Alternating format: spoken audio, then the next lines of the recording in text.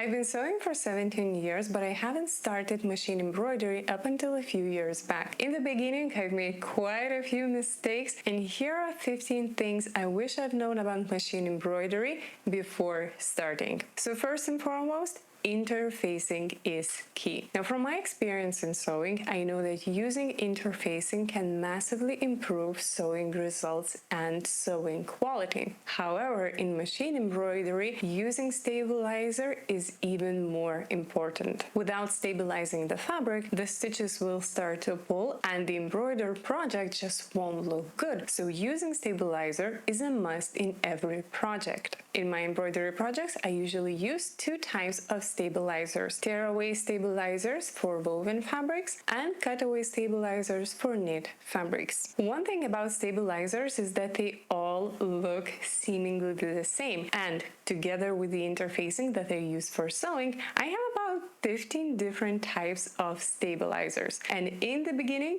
without me marking them, I would often get confused which stabilizer is which. So to solve this issue, I now put a tiny handwritten label at the corner of my stabilizer, just so that I don't get mixed up what actual stabilizer I have at hand, and I can always quickly find correct one in my stash. Neither the tearaway nor the cutaway stabilizers have any glue backing, so attach them to my fabric. I'm using water-soluble spray adhesives. Simply shake the can of adhesive, spray it on stabilizer, and apply on the wrong side of the fabric you want to embroider before hooping it. Once you finish with your embroidery, you can simply wash away the glue, and because it's water-soluble glue, it won't leave any markings. Spray adhesives help keep stabilizer in place and ensures good quality stitching results. The spray adhesives that I use are called BOBBIN by Mettler, manufacturer of high-quality threads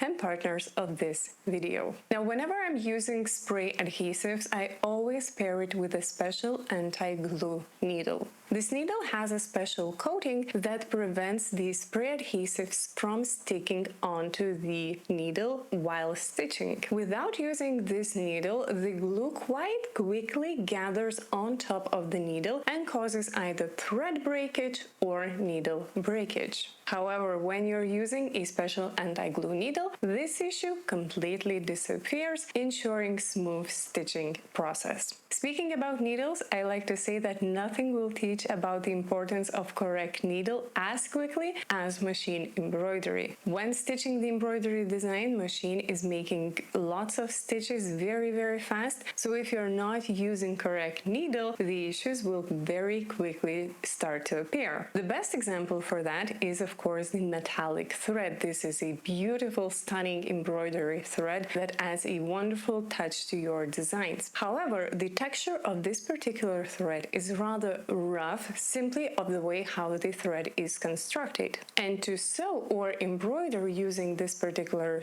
thread, you need to use a needle that has a larger eye. Whenever you're using the needle with a larger eye, the thread has more space to move when the needle is piercing the fabric, and thus the thread does not break. Just as it is important to use a correct stabilizer in your embroidery project, it is equally important to pair a thread with the correct needle so that you have a smooth embroidery process and you get best stitching result. So now that we briefly talked about the gold thread, I want to mention that the embroidery threads come in larger variety compared to sewing threads, and this is where you can truly unlock your creativity. For example, you can use metallic threads to add a very premium touch to your designs. Or you can use a multicolor thread to add a very playful look. Using cotton sewing threads to stitch out embroidery design will give it sort of a matte finish, while using the classic embroidery threads will give it a subtle gloss. Or you can even use a special thread that glows in the dark. In the daylight, it looks simple, but once the lights are turned off, it starts to glow, giving your design a wow effect. Knowing Knowing about different types of embroidery threads will allow you to unlock different types of creativity and possibilities of your designs. While in sewing, we often match the top and bobbin thread colors. Whenever we are doing machine embroidery, it's not necessary to do that, and you can stitch out the entire design using the same color in the bobbin. My go-to choice for embroidery bobbin threads is Mettler bobbinette. It comes in big 1000 meter spools. It's available in two colors, white and black. It's very tear resistant and it pairs well with Mettler embroidery threads, as well as it works great with sewing and embroidery machines. Now, speaking about bobbins, one tip I wish I've known right before I started doing machine embroidery is to wind multiple bobbins of the same thread before starting to stitch out design. Now, I usually like to stitch out rather big designs, and I need to fill the bobbin 2 or 3 times for each design. So before I start stitching, I simply wind a few bobbins, so when my machine notifies that it's running out of bobbin thread, I already have the bobbin ready to be installed, and I don't have to unthread the machine simply to wind a new bobbin. Thread tension is also a very big factor in machine embroidery success. Now, in sewing, we usually focus on adjusting the top thread tension. However, in the embroidery, it's quite often that the bobbin tension also needs to be adjusted. Now, from my experience, different threads and different fabrics may require different tension settings, so it's a good idea to make a small sample on the same fabric you plan on using the same thread you are planning on using in your design, just to fine-tune the tension and see if the stitches are actually turning the top quality. One item that has helped me significantly improve my results on stitching knit garments is using water-soluble film. Now, the purpose of this film is to protect the stitches from going too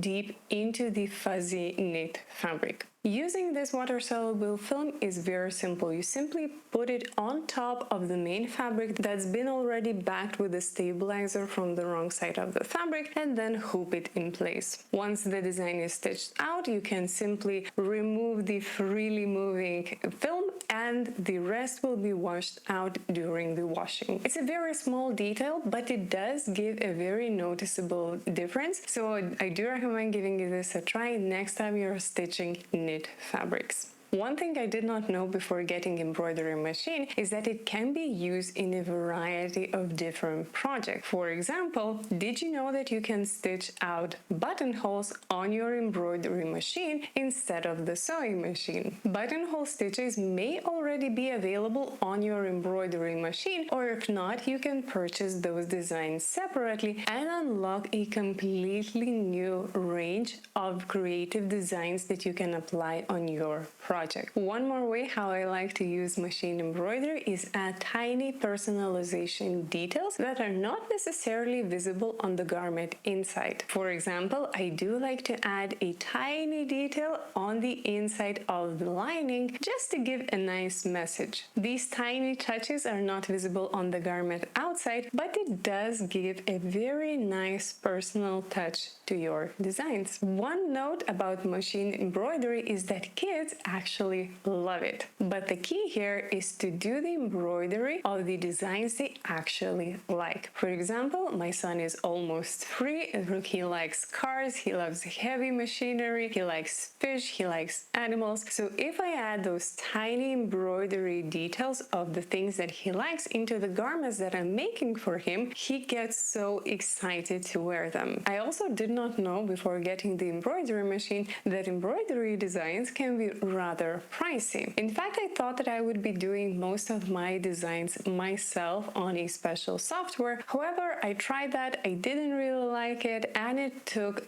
way longer than I thought it would. So nowadays, what I do instead is I either use embroidery designs that are already available on my embroidery machine, or I buy my designs on Etsy where they're often sales, or I can get design packs, which is very important when I buy something for my my kit, and I can get multiple different machines, heavy machinery, or animal designs in a one pack for much lower price. And the final 15th thing that I wish I've known about machine embroidery before starting is that it does require patience. Machine embroidery often looks as easy as just one push of a button, but as you can see, there are a lot of components that go into the success of your project. Machine embroidery is still an art form that I'm mastering, and my goal is to simply get better with each project. It does take time, but looking back from a few years back, my results have improved significantly. And it's all because I strive to improve